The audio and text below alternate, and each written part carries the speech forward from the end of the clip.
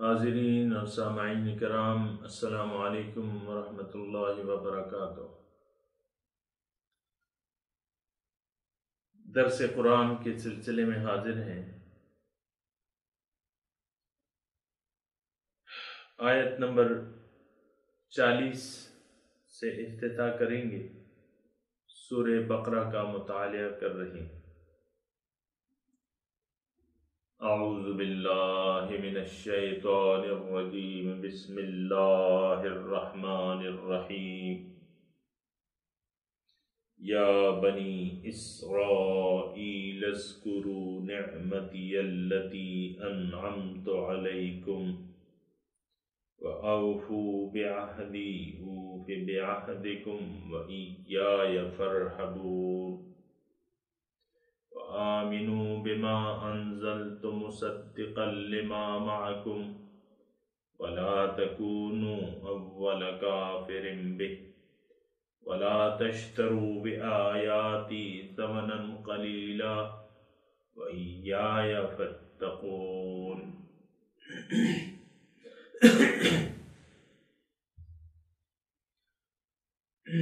یا بنی اسرائیل، اے بنی اسرائیل، اذکروا نعمتی التی انعمت علیکم، یاد کرو میری نعمت جو میں نے تم پہ کی، وَأَوْفُوا بِعَہْدِی، اور پورا کرو مجھ سے کیا ہوا وعدہ، اوف بعہدکم، میں بھی تم سے کیا ہوا وعدہ پورا کر دوں گا، وَإِيَّايَ فَارْهَبُونَ، اور فقط مجھ ہی سے ڈرو، وَآمِنُوا بِمَا أَنزَلْتُ مُصَدِّقًا لِمَا مَعَكُمْ، اور تم ایمان لے آؤ اس تعلیم پر جو میں نے نازل کی ہے، جو تصدیق کرتی ہے اس تعلیم کی جو تمہارے پاس ہے، وَلَا تَكُونُوا أَوَّلَ كَافِرٍ بِهِ، اور اس سے اول انکار کرنے والے نہ بنو، وَلَا تَشْتَرُوا بِآيَاتِي ثَمَنًا قَلِيلًا، اور نہ خریدو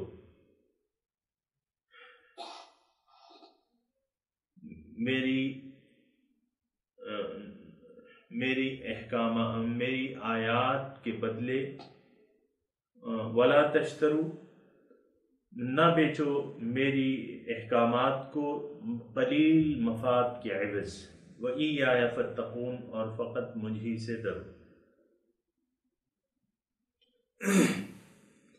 سامعین کرام، سورہ بقرہ کا اصل مضمون جو ہے وہ یہاں سے شروع ہوتا ہے۔ اس آیت نمبر 39 تک تو سورہ بقرہ کی، یا کہہ لیں کہ تمام قرآن کی ایک قسم کی تمہید تھی اور مقدمہ تھا، اور یہ سورہ بقرہ کا اصل مضمون یہاں سے بیان ہو رہا ہے۔ یا بنی اسرائیل اذکروا نعمتی التی انعمت علیکم، کہ اے بنی اسرائیل، تم میری وہ نعمت یاد کرو جو میں نے تم پہ کی تھی۔ اللہ اکبر۔ یہ سورہ بقرہ کا نزول تقریباً 2 ہجری کا ہے، تو اور حضور صلی اللہ علیہ وسلم جب آئے مدینے میں تشریف لائے تو یہود جو تھے وہ موجود تھے، اور بنی اسرائیل کی تھوڑی سی میں اگر آپ کو تاریخ بیان کروں تو وہ اس طرح ہے کہ بنی اسرائیل یعنی اسرائیل کی اولاد، بنی اسرائیل کا مطلب اسرائیل کی اولاد۔ اسرائیل لقب تھا حضرت یعقوب علیہ السلام کا۔ اسرائیل کا لفظی معنی اللہ کا بندہ، اسرائیل کا معنی کیا بنتا ہے؟ اللہ کا بندہ۔ تو یہ ان کا لقب تھا حضرت یعقوب علیہ السلام کا۔ حضرت یعقوب علیہ السلام بیٹے تھے حضرت اسحاق علیہ السلام کے، جو کہ بیٹے تھے حضرت ابراہیم علیہ السلام کے۔ تو اس طرح حضرت یعقوب علیہ السلام جو تھے وہ پوتے ہوئے حضرت ابراہیم علیہ السلام کے. اور یہ واقعہ آپ کو یاد ہوگا، یعنی مصر میں جب آئے تھے یہ لوگ، یعنی اس کی تاریخ، ان کے جو پہلے پیغمبر ہیں ان میں، ویسے تو پیغمبروں کی اولاد تھی، لیکن جو پہلے پیغمبر آئے ہیں صاحب شریعت پیغمبر بنی اسرائیل کے، وہ کون ہیں؟ حضرت موسیٰ علیہ السلام ہیں. اور موسیٰ علیہ السلام آئے تھے مصر میں، پیدا بھی مصر میں ہوئے تھے. مصر میں بنی اسرائیل کیسے آئے، یہ آپ کو سورہ یوسف میں آپ کو اس کی تفصیل مل جائے گی. سورہ یوسف میں تو یعنی اس کی تفصیل تھوڑی سی یہ ہے کہ وہ حضرت یعقوب علیہ السلام تو مصر میں نہیں تھے، اور یہ یعنی وہاں پھر جب یوسف علیہ السلام وہاں بادشاہ بن گئے اور اقتدار انہوں نے سنبھال لیا، تو ان کو بلا لیا، حضرت یعقوب علیہ السلام اور سارے خاندان کو انہوں نے بلا لیا. تو مصر میں پھر آہستہ آہستہ وہ، چونکہ وہ بادشاہ بن گئے تھے، اسی طرح ان کی بادشاہی جو ہے نسل در نسل تک چلی. تقریباً 400-500 سال جو ہے اس میں وہ گزر گئے تقریباً. اور پھر جو ہے آہستہ آہستہ ان میں، یہ تو مسلمان تھے، پھر آہستہ آہستہ میں خرابیاں آتی گئیں، کمزوریاں آتی رہیں. جو مقامی قبطی تھے مصر کے، انہوں نے ان کو قابو میں کر لیا، ان کو پھر غلام بنا لیا. اور مصر کے تو اصل باشندے جو تھے وہ تو وہی قبطی تھے. تو تحریک چلی، اور تحریک کے نتیجے میں وہ حاکم جو ہے وہ محکوم بن گئے، غلام بن گئے، ان کو غلام بنا لیا اور لگے رہے. پھر ان میں یعنی جو فرعون تھا وہ ان کی قوم پہ جو ہے مظالم ڈھایا کرتا تھا، ظلم کیا کرتا تھا. بیٹوں کو جو ہے اس خوف سے کہ ان کی تعداد زیادہ نہ بڑھ جائے، اس خوف سے ان کے بیٹوں کو قتل کر دیا کرتا تھا، اور ان کی بیٹیوں کو خدمت کے لیے رکھ لیا کرتا تھا. تو پھر اللہ تعالیٰ نے ارادہ کیا، وَنُرِيدُ أَن نَّمُنَّ عَلَى الَّذِينَ اسْتُضْعِفُوا فِي الْأَرْضِ وَنَجْعَلَهُمْ خَلَائِفَ. اور میں نے ارادہ کیا ان لوگوں کے بارے میں جو زمین میں کمزور گردانے جاتے تھے، ان پر میں احسان کروں اور ان کو زمین کا خلیفہ بناؤں. تو پھر اللہ تعالیٰ نے، وہ آپ کو معلوم ہے کہ موسیٰ علیہ السلام کی پیدائش کا واقعہ، پھر فرعون کے گھر میں جو ہے انہوں نے پرورش کی، حاصل کی. پھر ان کی قوم سے قتل ہو گیا غیر ارادی طور پہ. پھر وہ مدین چلے گئے حضرت شعیب علیہ السلام کے پاس، اور پھر جو ہے اللہ تعالیٰ نے ان کو نبوت سے نوازا اور پھر فرعون کے پاس بھجوایا. یہ تاریخ ہے ان کی.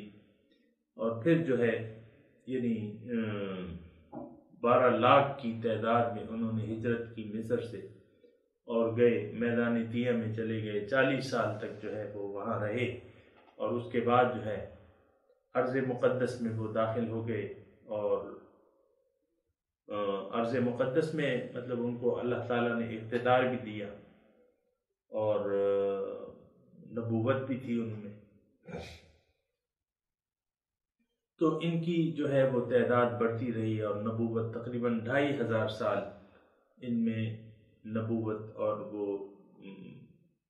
یعنی نبوت رہی. تو کافی یعنی لمبا عرصہ ہے ان کی. اور یہ جو تھی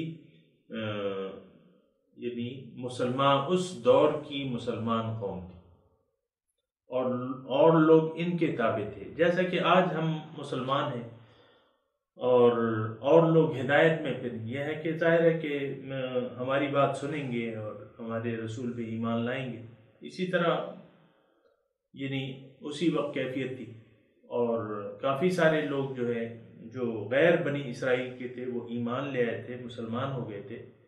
جیسا کہ آپ دیکھیں کہ ورقہ بن نوفل جو تھا وہ عیسائی عالم تھا، حضور صلی اللہ علیہ وسلم چچا زاد میرے خیال سے بھائی تھا یا کیا تھا حضرت ختیجہ رضی اللہ تعالیٰ عنہ کا. تو بہت سے ایسے لوگ تھے جو ہدایت لے آئے تھے، مسلمان ہو گئے تھے، لیکن یہ بنی اسرائیل جو تھی یہ بنیادی طور پہ حضرت یعقوب علیہ السلام کی اولاد تھی. 12 بیٹے تھے، جو 12 بیٹے مصر میں آ کے آباد ہوئے، پھر آہستہ آہستہ ان کی آبادی بڑھتی گئی، اور جس وقت یہ مصر سے نکل رہے تھے تقریباً ان کی تعداد 12 لاکھ تھی. تو ان کا اقتدار ایسا گزرا ہے کہ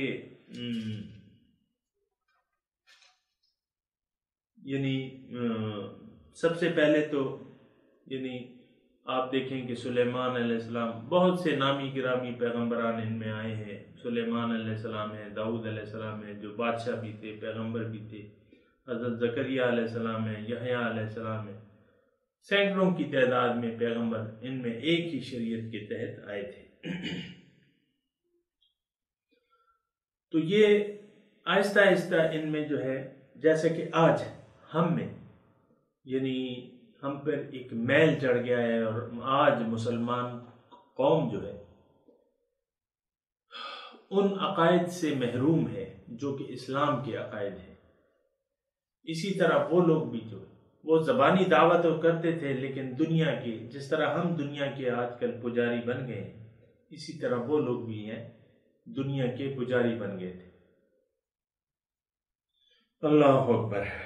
تو پھر یعنی اللہ تعالیٰ کا تو یعنی دنیا میں انسان کو اللہ تعالیٰ نے دنیا کی کمائی کے لیے یا دنیا کو معبود بنانے کے لیے نہیں بھجوایا. اللہ تعالیٰ کا تو پیغام یہ ہے کہ اللہ تعالیٰ کے سوا کوئی معبود نہیں، اسی کی پرستش کرو، اسی کی بندگی اختیار کرو، اسی کو مقصود بناؤ، اسی کو مطلوب بناؤ، اسی کو محبوب بناؤ. تو یہ قوم جو تھی یہ بنی اسرائیل کی، یہ غیر اللہ کی عبادت میں مصروف ہو گئی تھی. وَأُشْرِبُوا فِي قُلُوبِهِمُ الْعِجْلَ، سونے کی بچھڑے کی محبت ان کے دل میں پلا دی گئی تھی.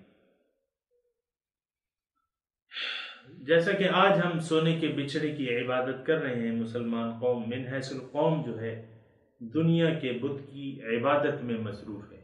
آج دیکھیں دنیا ہی ہمارا مقصود و مطلوب ہے، جو کہ نہیں ہونا چاہیے. تو بنی اسرائیل جو تھی ان میں یعنی 2 مرتبہ جو تھی بڑے بڑے ان پہ قومی حادثے گزرے. سب سے پہلے بابل والوں نے ان کے دارالخلافہ کو تخت و تاراج کیا، بیت المقدس کو منہدم کر دیا، اور پھر اللہ تعالیٰ نے ان کو اقتدار دیا اور بادشاہی دی، اور پھر اس کے بعد جو ہے پھر حضرت عزیر علیہ السلام آئے، دوبارہ بیت المقدس کو آباد کیا انہوں نے، اور دوبارہ ان کی بادشاہت قائم ہو گئی اور اقتدار میں آ گئے.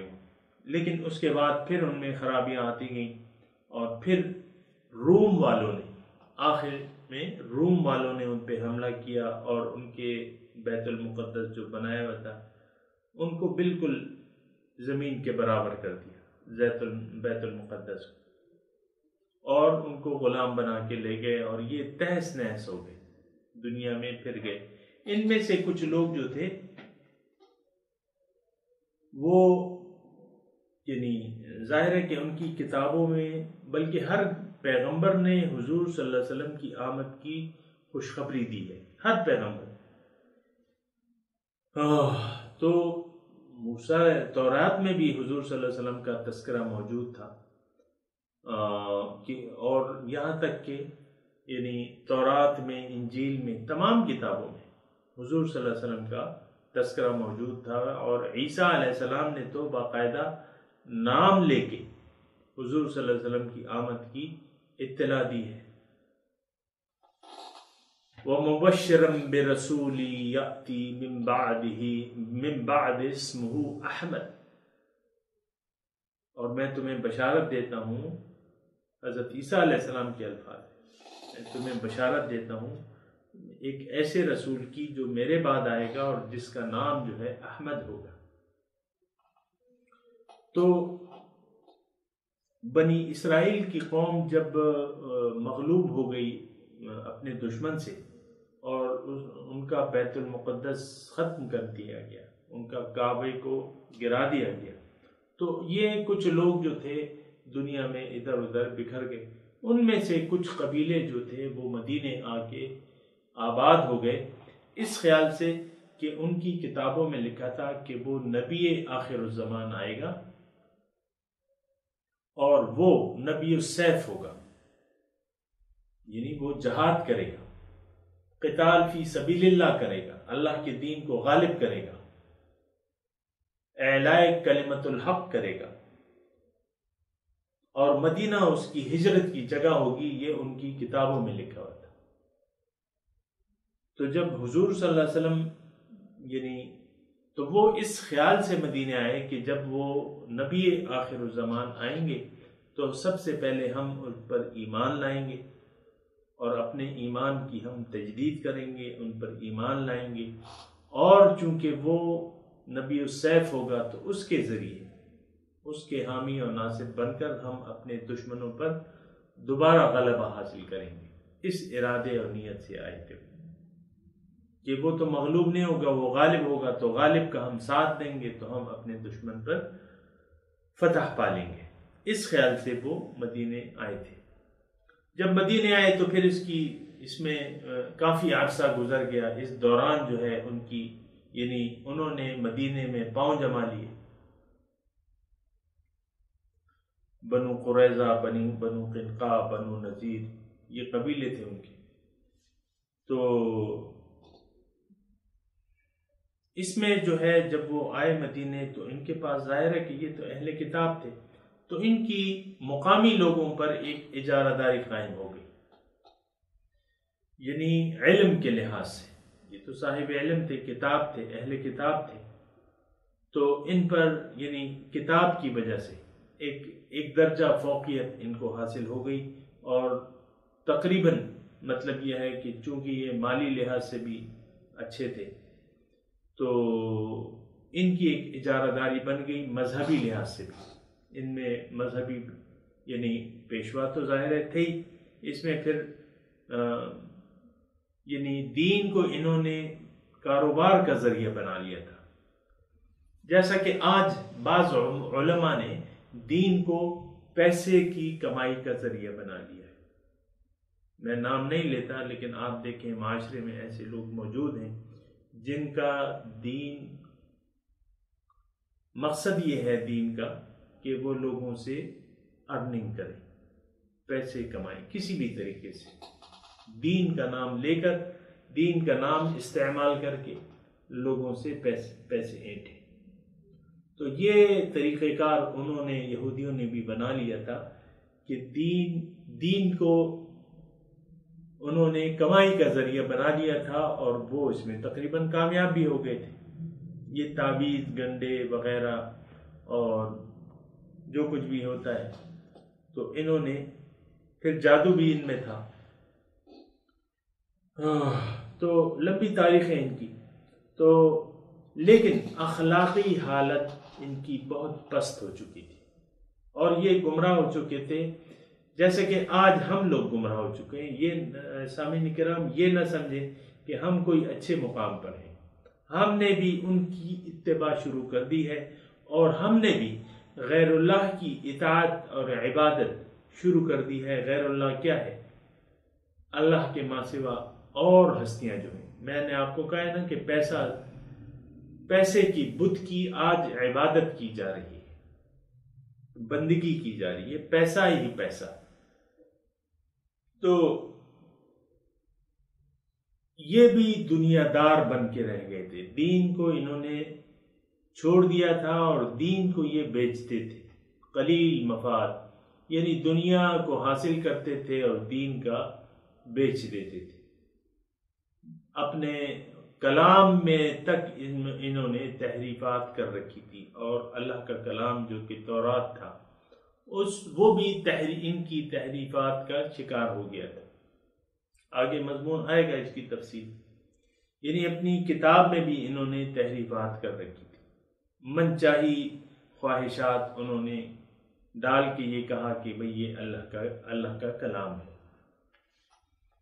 آج کیا جو ترجمے میں ہم نے پڑھا کہ وَلَا تَشْتَرُوا بِآيَاتِي ثَمَنًا قَلِيلًا، کہ تم حقیر مفاد، دنیا کے حقیر مفاد کے عوض دنیا کا مفاد حاصل نہ کرو اور مجھ سے ڈرو۔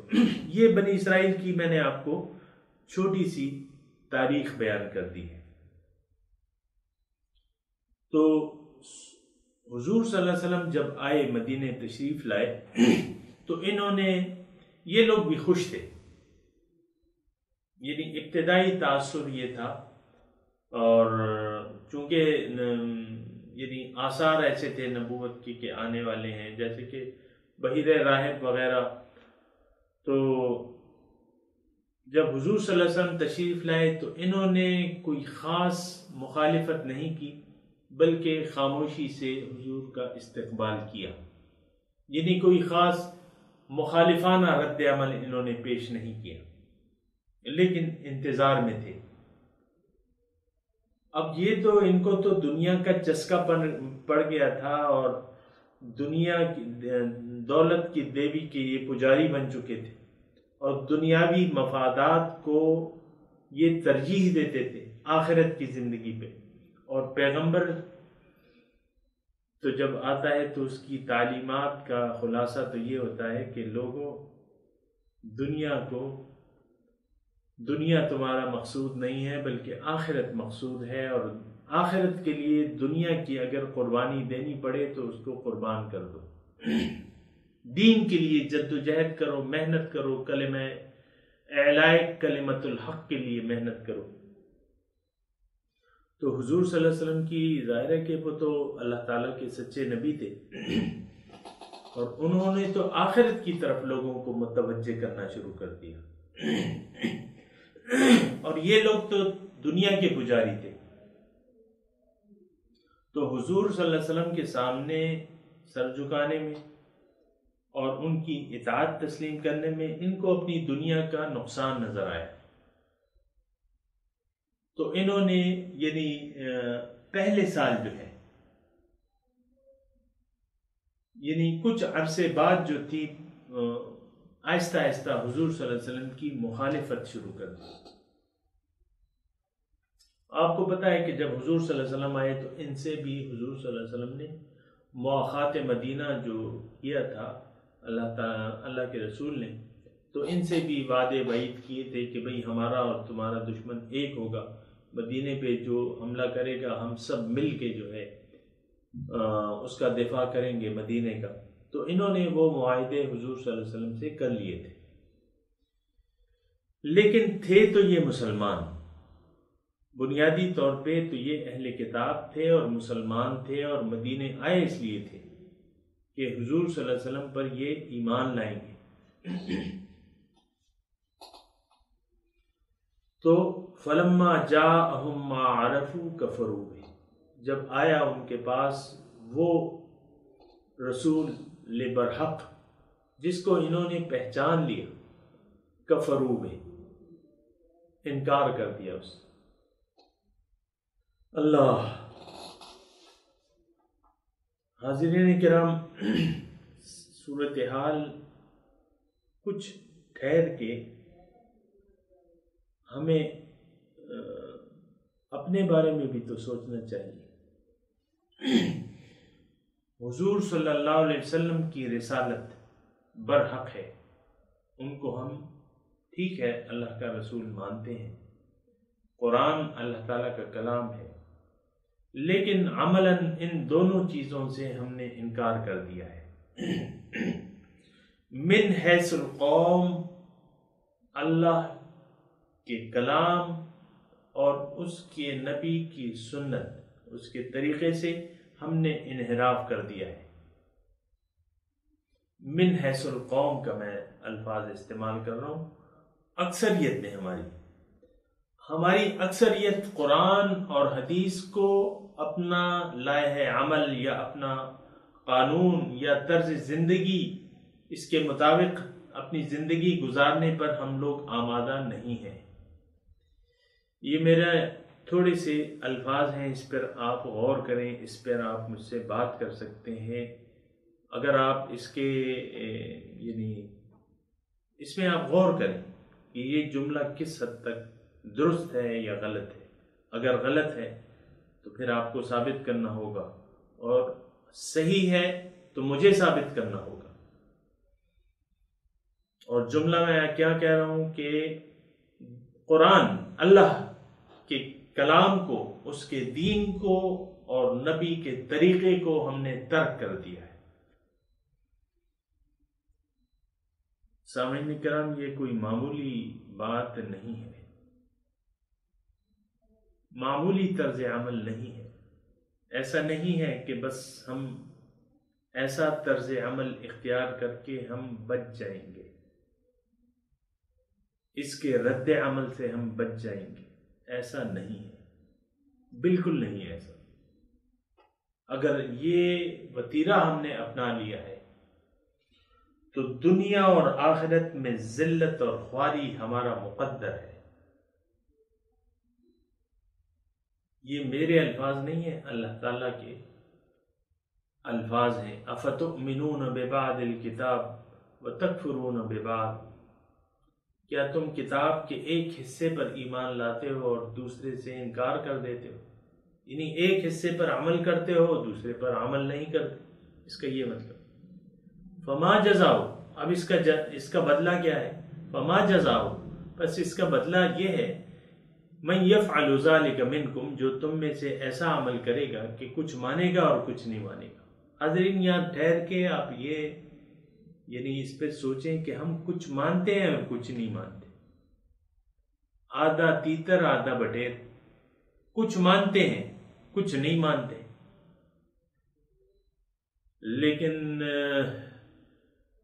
بہرحال میں زیادہ اس کی وضاحت میں یا زیادہ وہ نہیں کروں گا، لیکن یہ ہے کہ ہم نے اور کچھ نہیں مانا۔ افتؤمنون ببعض الکتاب وتکفرون ببعض، کیا تم کتاب کے بعض حصے پر یقین کرتے ہو اور بعض سے انکار کرتے ہو؟ فما جزاؤ، بس کیا ہے بدلہ؟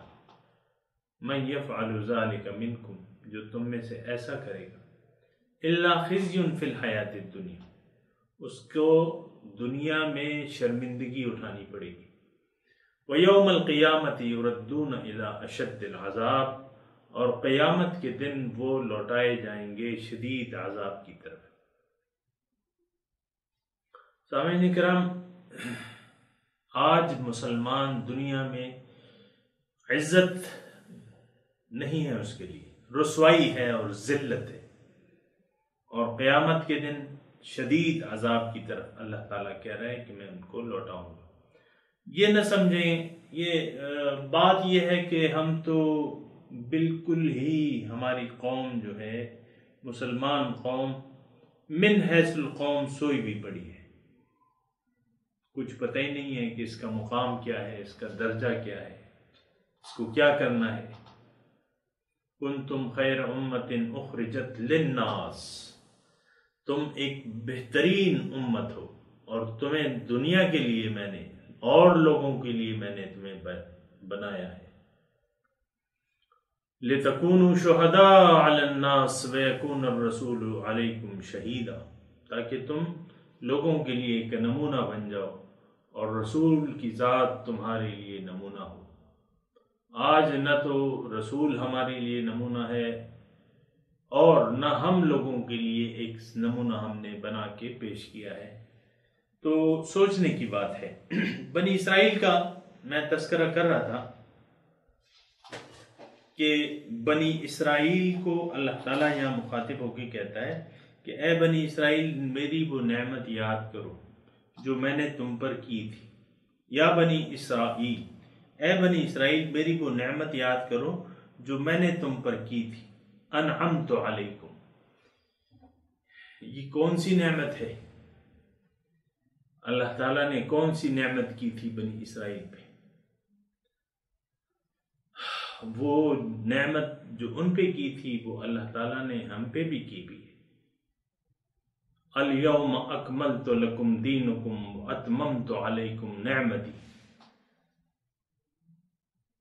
वरदीतु लकुमुल इस्लाम दीना, ए मुसलमान कौम, आज मैंने तुम्हारे लिए नेमत मुकम्मल कर दी। अकमलतु लकुम दीनुकुम, तुम्हारा दीन मुकम्मल कर दिया, नेमतें तमाम कर दी। दीन जो है अल्लाह ताला की तरफ से एक बहुत बड़ी नेमत है, दीन इस्लाम। अल्लाह, हम तो इसको ज़हमत समझते हैं, इसको नेमत नहीं समझते, इसको ज़हमत समझते हैं। ये ज़हमत नहीं बल्कि नेमत है, इसका शुक्रिया अदा करना चाहिए और इसको सही इस्तेमाल करना चाहिए।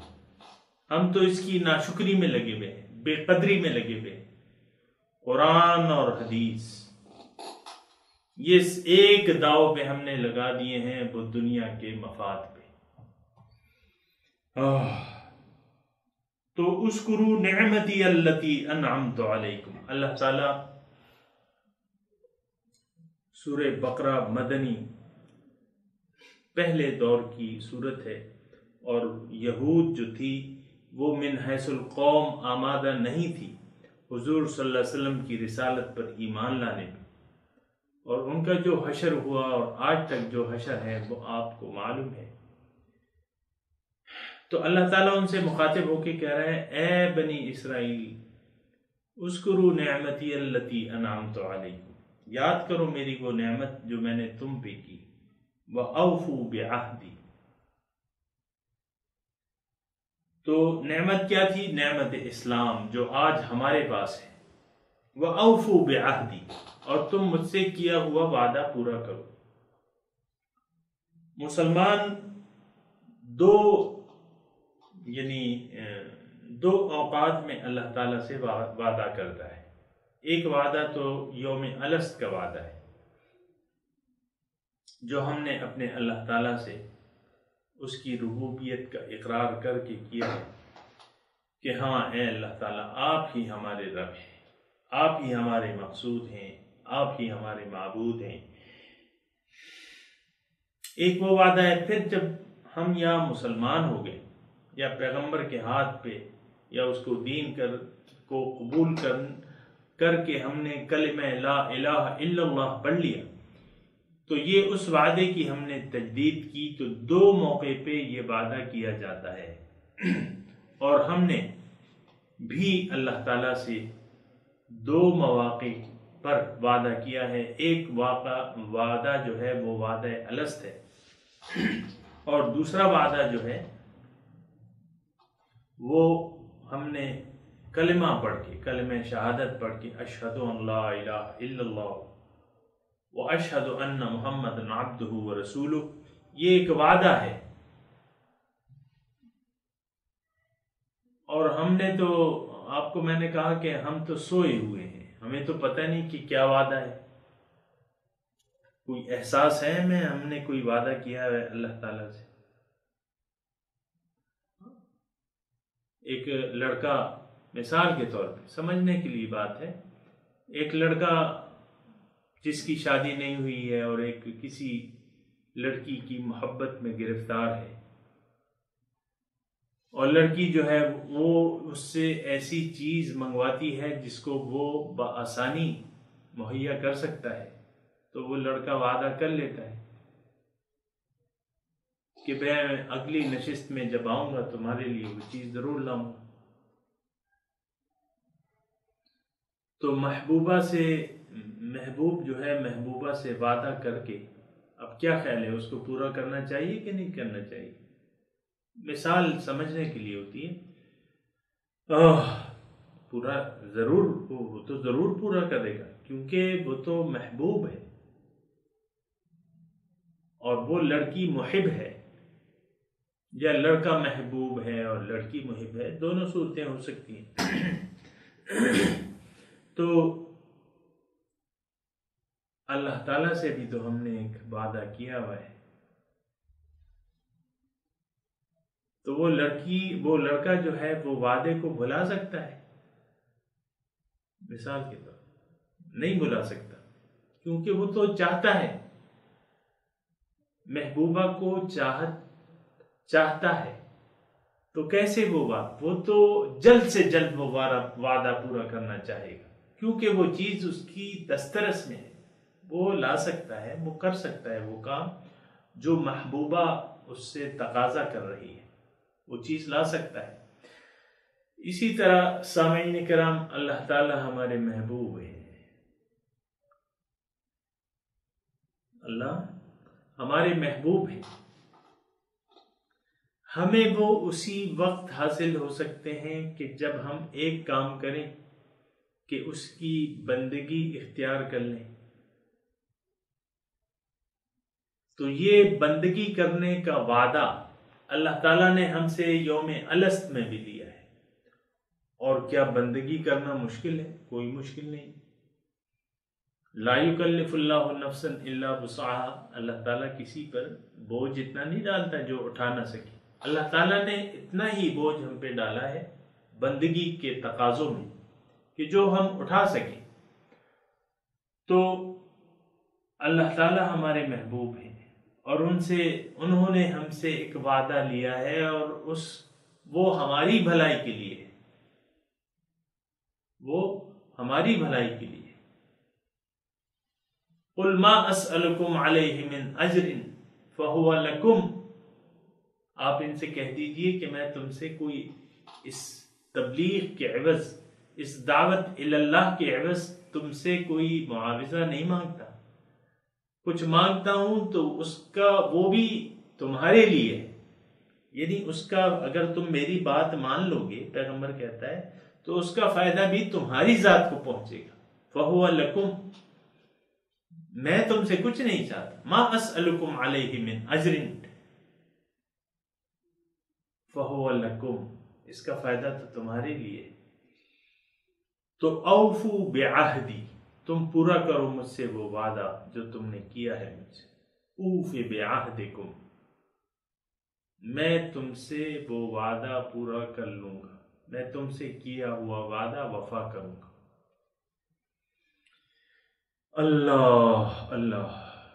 اللہ تعالیٰ نے ہم سے بھی وعدہ کیا ہے، اگر ہم اس کی بندگی کریں گے تو اللہ تعالیٰ ہمیں بے یار و مددگار نہیں چھوڑے گا، ہماری دین اور دنیا اللہ تعالیٰ بہتر کر دے گا۔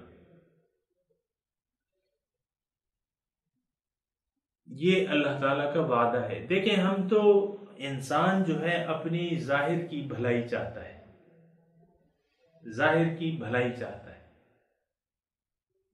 اور ظاہر کے لیے جی رہا ہے، لیکن اس غافل انسان کو یہ نہیں معلوم کہ بھئی تم اللہ تعالیٰ کی بندگی اختیار کر لو، تمہیں اللہ تعالیٰ تمہاری دنیا بھی اچھی کر دے گا اور آخرت بھی اچھی کر دے گا۔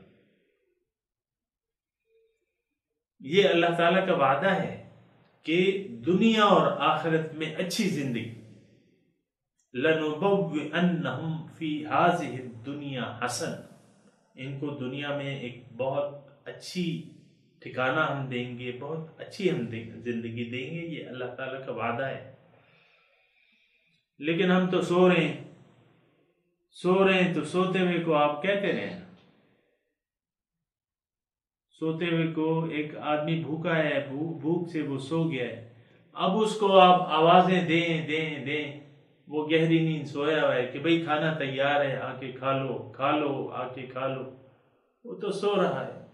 مسلمان قوم جو ہے اس وقت سو رہی ہے، اللہ تعالیٰ اس کو بلا رہا ہے کہ بھئی تم غالب ہو جاؤ گے دنیا، وَأَنْتُمُ الْأَعْلَوْنَ إِن كُنْتُم مُؤْمِنِينَ، تم غالب ہوگے، اگر تم مومن ہو تم غالب ہو جاؤ گے۔ غلبہ تو کون نہیں چاہتا، غلبہ سب لوگ غلبہ چاہتے ہیں، لیکن اگر تم مومن بن جاؤ تو میں تمہیں غالب کر دوں گا۔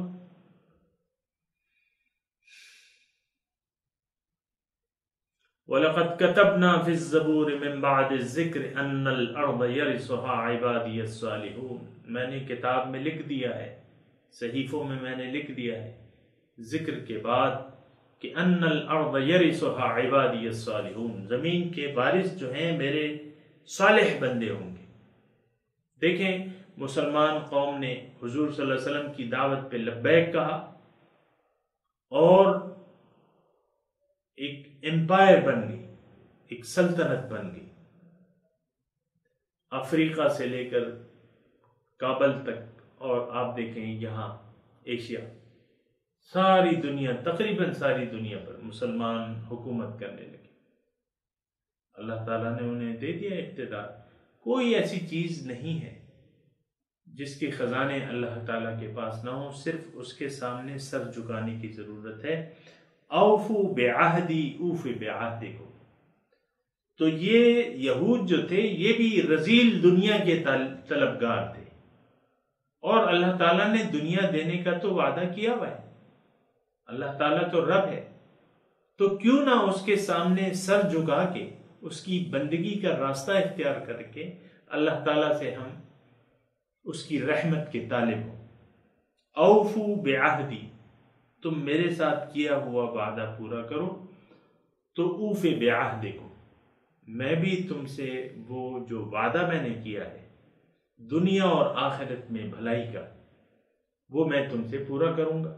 فاذکرونی اذکرکم، تم مجھے اطاعت کے ذریعے یاد کرو، میں تمہیں اپنی رحمت کے ذریعے یاد کروں گا۔ من کان للہ کان اللہ لہ، جو اللہ کا ہو گیا اللہ تعالیٰ بھی اس کے ہو جائیں گے۔ الیس اللہ بکاف عبدہ، کیا اللہ تعالیٰ اپنے بندے کے لیے کافی نہیں ہے؟ من یتق اللہ یجعل لہ مخرجا ویرزقہ من حیث لا یحتسب، اللہ تعالیٰ فرماتا ہے کہ جو اللہ کا تقوی اختیار کرے گا، من یتق اللہ یجعل لہ مخرجا، مشکلات سے نکلنے کا اللہ تعالیٰ اس کو ایک راستہ بتا دیں گے، ایک راہ کھول دیں گے۔ وَيَرْزُقْهُ مِنْ حَيْثُ لَا يَحْتَسِبْ، اور اس کو ایسے جگہ سے رزق دیں گے جہاں سے اس کا سوچ بھی نہیں ہو سکتی۔ مِنْ حَيْثُ لَا يَحْتَسِبْ، صرف تقوی کی بات ہے۔ اوفو بعہدی، پورا کرو مجھ سے وہ کیا گیا وعدہ۔ اوف بعہدکم، میں بھی تم سے کیا ہوا وعدہ پورا کروں گا۔ وَإِيَّايَ فَارْهَبُونِ، مجھ سے ڈرو، صرف مجھ سے ڈرو۔ ایایا، صرف میرا خوف رکھو۔ تو دنیا دار کس چیز کا خوف رکھتا ہے؟ دنیا دار دنیا کے کھو جانے کا خوف رکھتا ہے۔ ایک دھڑکا سا لگا رہتا ہے کھو جانے کا۔ آپ دیکھیں لیڈران جو ہیں آج اقتدار میں ہیں، ان کو یہ اقتدار کھو جانے کا خطرہ نہیں۔ ایک دکان، ایک کاروبار چل رہا ہے تو کیا دکان میں نقصان کا اندیشہ، کاروبار میں نقصان کا اندیشہ نہیں ہوتا؟ تو یہ اندیشے ہیں ہمارے۔ اور سامعین کرام، اسلام کے قبول کرنے میں بھی ہم اندیشوں کا شکار ہیں۔ تبھی تو حق کی طرف ہم لوٹ کے نہیں آ رہے، کہ ہمیں ڈر ہے، ہمیں اندیشہ ہے۔ اور یہی اندیشہ جو تھا مشرکین مکہ کا اللہ تعالیٰ نے نقل کیا ہے۔ وَقَالُوا إِن نَتَّبِعِ الْهُدَى مَعَكَ نُتَخَطَّفْ مِنْ أَرْضِنَا، اے رسول اگر ہم آپ کے ساتھ یہ حق کی پیروی کریں تو ہم تو اچک لیے جائیں گے زمین سے، ہمیں تو لوگ بوٹی بوٹی کر دیں گے، ہمارا تو کاروبار لگا ہوا ہے، اس مکے سے، اس حرم سے ہمارا کاروبار لگا ہوا ہے، ہمارا تمام وہ حیثیت جو آج تک ہم نے کمائی ہے وہ ختم ہو جائے گی، ہماری ایک عزت ہے، ہماری ایک تجارت، کامیاب تجارت ہم کر رہے ہیں۔ تو فَلْيَعْبُدُوا رَبَّ هَذَا الْبَيْتِ، تو بہرحال وَإِيَّايَ فَارْهَبُونِ، تم مجھی سے ڈرو۔ تو بات یہ ہے کہ انسان جو ہے چونکہ اللہ تعالیٰ پہ اعتماد نہیں کرتا، اس لیے وہ ظاہر کا خیال رکھتا ہے، ظاہر کا۔ تو جب ظاہر کا خیال رکھتا ہے تو پھر تو باطن رہ جاتا ہے۔ اللہ تعالیٰ کہتا ہے نہیں، میری وہ نعمت یاد کرو، میں نے تمہیں نعمت دی ہے، اور تم مجھ سے وعدہ پورا کرو اور صرف مجھی سے ڈرو۔ تو پھر کیا کرو؟ آمنوا بما انزلت مصدقا لما، تم ایمان لے آؤ جو تعلیم نازل کی ہے میں نے، انزلت جو نازل کی ہے، یعنی اس قرآن پر ایمان لے آؤ، اس کتاب پر جو میں اب نازل کر رہا ہوں اس پر تم ایمان لے آؤ، جو کہ تصدیق کرتی ہے تمہارے پاس جو تعلیم ہے، مصدقا لما معکم ولا تکونوا اول کافر بہ، اور تم اس کے اول انکار کرنے والے نہ بن، یعنی اس سے انکار نہ کرو، ولا تشتروا بآیاتی ثمنا قلیلا، اور میرے احکامات، میرے دین کے بدلے دنیا کا حقیر مفاد مت حاصل کرو، دنیا چاہے جتنی بھی ہو جائے یہ حقیر ہے، وَلَا تَشْتَرُوا بِآيَاتِي ثَمَنًا قَلِيلًا، اس کا مطلب ہم بھی دیکھیں، بات یہ ہے، سوچنے کی بات ہے، ہم بھی ذلیل دنیا کے لیے اللہ تعالیٰ کے احکامات کو رد کر رہے ہیں، ان پر عمل نہیں کر رہے، ذلیل دنیا کے لیے، وَلَا تَشْتَرُوا بِآيَاتِي ثَمَنًا قَلِيلًا وَإِيَّايَ فَاتَّقُونِ، اور فقط مجھ سے ڈرو، میرا خوف رکھو، میرے بارے میں محتاط رہو۔ ہم تو محتاط رہتے ہیں لیکن کاروباری سلسلوں میں محتاط رہتے ہیں، اور بہت سی چیزیں ہیں مادی جس کے بارے میں ہم محتاط رہتے ہیں، اور اللہ تعالیٰ کے بارے میں کوئی احتیاط نہیں ہے، نہ تو اللہ تعالیٰ کی وجود کا احساس ہے اور نہ ہم محتاط ہیں۔ اللہ اللہ اللہ۔ تو بات یہ ہے کہ یہ یہود کا قصہ نہیں ہے۔ آپ کو میں نے وہ حدیث پڑھ کے سنائی تھی کہ لَتَتَّبِعُنَّ سُبُلَ مَنْ قَبْلَكُمْ شِبْرًا بِشِبْرٍ وَذِرَاعًا بِذِرَاعٍ حَتَّى لَوْ دَخَلُوا حُجْرَ دَبٍّ لَاتَّبَعْتُمُوهُ۔ صحابہ کو مخاطب کر کے حضور صلی اللہ علیہ وسلم ارشاد فرماتے ہیں کہ تم ضرور پیروی کرو گے گزشتہ قوموں کے نقش قدم کی، بالش ببالش، ہاتھ بر ہاتھ، اور اگر ان میں سے کوئی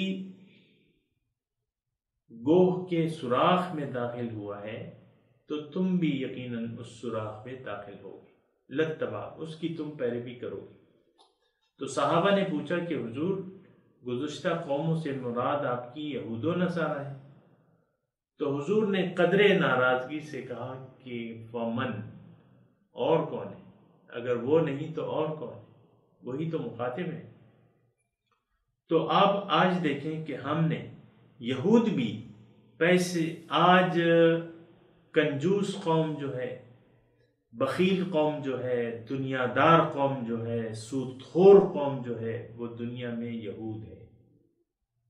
جس وقت حضور تشریف لائے یہ سودی کاروبار وہاں عروج پہ تھا۔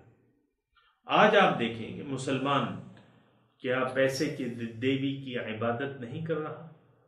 پیسہ اس کا معبود نہیں ہے؟ خوب، یعنی میں دیکھتا ہوں بعض لوگوں کے پاس پیسہ ہے، بہت پیسہ ہے، لیکن انہوں نے جمع کر کے رکھا ہوا ہے، اس کو حتیٰ یہ کہ زکوٰۃ تک نہیں ادا کرتے، اور اگر زکوٰۃ ادا کر دیں تو باقی مال جو ہے وہ کھینچ کے رکھتے ہیں، اللہ کی راہ میں خرچ نہیں کرتے۔ تو بات یہ ہے کہ یہ بنی اسرائیل کے نام تو لیا جا رہا ہے، تو ہمیں دیکھنا یہ چاہیے، ہمیں اپنا احتساب کرنا چاہیے کہ کیا اللہ تعالیٰ نے بنی اسرائیل کی طرح ہم پہ نعمت نہیں دی، نعمت اسلام ہمیں نہیں دی، دین کو ہمارے لیے مکمل نہیں کیا، ہم نے اللہ تعالیٰ سے وعدہ نہیں کیا، اور کیا ہم اس کا خیال رکھ رہے ہیں، اور کیا ہم دل آمینو بما انزلت مصدق، دل سے ایمان لے آؤ، آمینو، دل سے ایمان لے آؤ جو تعلیم میں نے نازل کی، کیا اللہ تعالیٰ نے جو تعلیم نازل کی ہے اس پر ہم دل سے ایمان رکھتے ہیں، یقیناً دل سے ایمان نہیں رکھتے۔ یہ میں الفاظ کہہ رہا ہوں، آپ لوگ ناراض نہ ہوں، لیکن یہ ہے کہ دل کا ایمان نہیں ہے، ہمارے دل میں ایمان نہیں ہے، یقین نہیں ہے۔ اگر یقین ہوتا تو آج معاشرے کی یہ کیفیت نہ ہوتی۔ آج تو سود بڑی شوق سے کھایا دیا اور لیا جاتا ہے۔ میں مثال کے طور پہ آپ کو سود کی مثال دیتا ہوں۔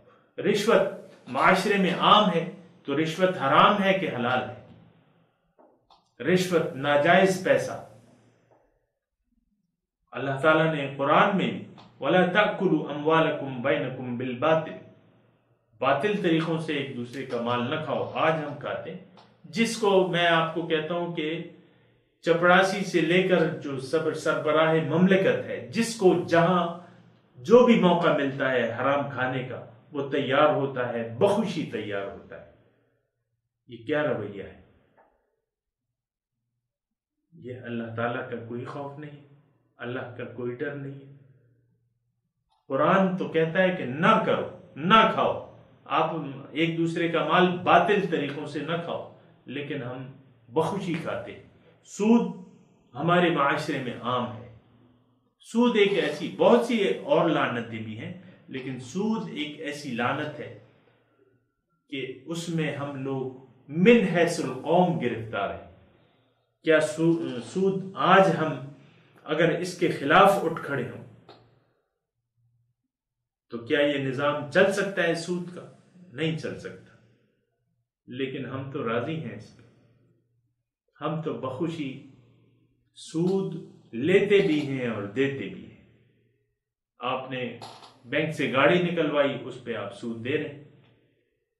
مثال کے طور پہ کاروبار کے لیے آپ نے پیسہ لیا، آپ اس پہ سود دے رہے ہیں، راضی ہیں کہ میں سود دوں گا۔ بینک سے آپ پیسے لے لیتے ہیں، راضی ہیں کہ میں سود دوں گا۔ بینک لیتا ہے، آپ دیتے ہیں، بینک دیتا ہے، آپ لیتے ہیں۔